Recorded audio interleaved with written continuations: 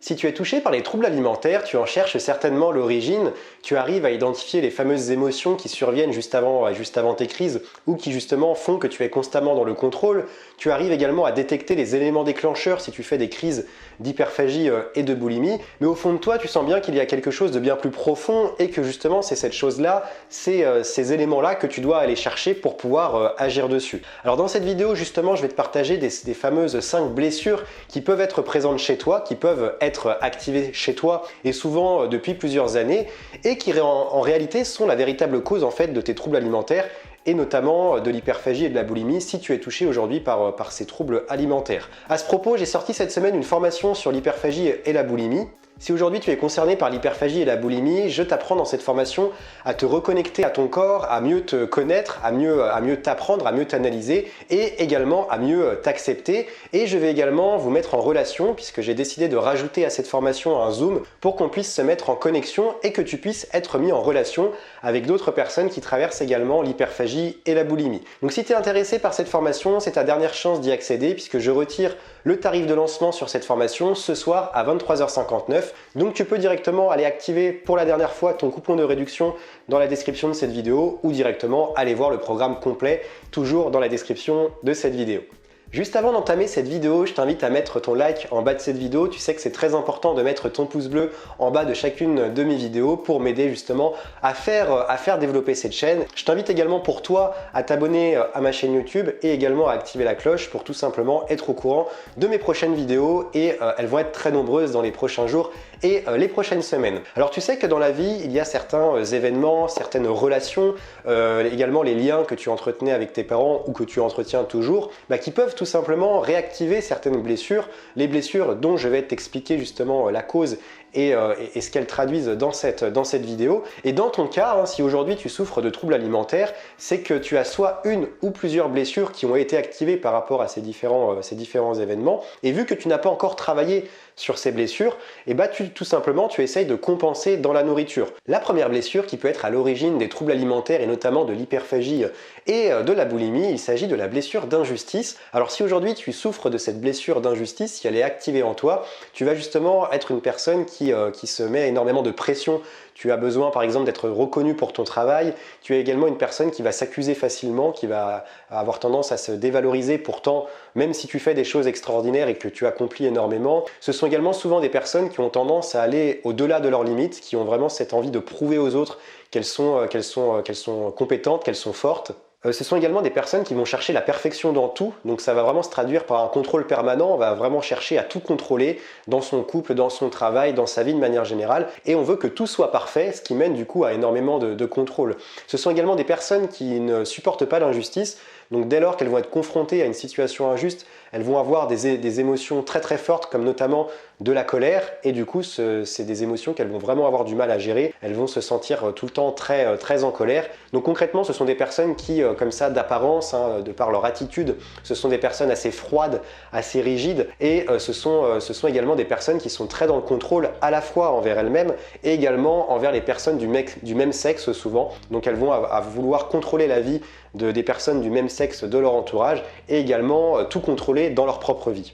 La deuxième blessure, il s'agit de la blessure de trahison. Donc si tu es concerné par cette blessure, tu es une personne qui va avoir tendance à vouloir parler assez fort en société, une personne également qui a beaucoup de mal à faire confiance autour de toi. Tu es également une personne qui va avoir tendance à être plutôt une personne assez séductrice pour arriver à ses fins, une personne qui va vraiment porter beaucoup d'importance à son apparence, à son attitude, pour justement séduire les différentes personnes de son entourage, dans le but justement d'arriver à ses fins. Ce sont également des personnes qui sont très rancunières, qui cherchent régulièrement à avoir le dernier mot. Ce sont également des personnes qui veulent se faire voir dans un groupe. Dès lors qu'elles sont dans un groupe, ce sont des personnes qui ont vraiment cette envie qu'on les voit en fait d'être mis en avant.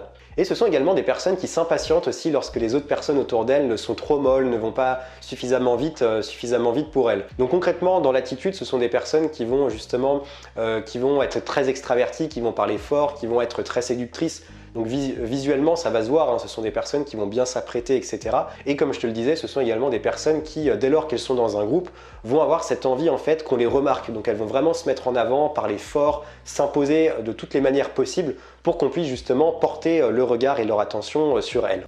Une autre blessure qui peut expliquer tout simplement les troubles alimentaires et notamment l'hyperphagie et la boulimie, il s'agit de la blessure du rejet. Alors si tu es concerné par cette blessure, si cette blessure est activée en toi, tu es une personne qui a très peu confiance, tu es une personne qui a besoin tout le temps de l'approbation des autres, une personne qui a peur d'être jugée, une personne qui va avoir tendance à se préparer à l'outrance. Par exemple, si tu prépares une compétition, que ça soit pour le travail, que ça soit pour rencontrer une nouvelle personne, tu vas vraiment te préparer à l'outrance pour pouvoir, par peur en fait de décevoir les personnes qui sont en face. Tu es également une personne qui peut être sujette à la dépendance affective parce que, encore une fois, tu vas avoir peur de décevoir ton conjoint, etc.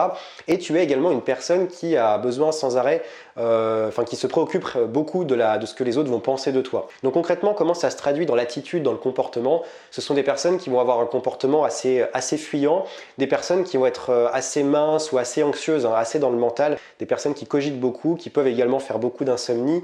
Donc ce sont des personnes qui vont tout le temps être anxieuses parce qu'en fait elles vont tout le temps avoir peur que les autres personnes autour d'elles les jugent. Donc la blessure du rejet se traduit de cette manière. Ce sont des personnes qui finalement vont tout le temps avoir peur de ce que les autres peuvent penser.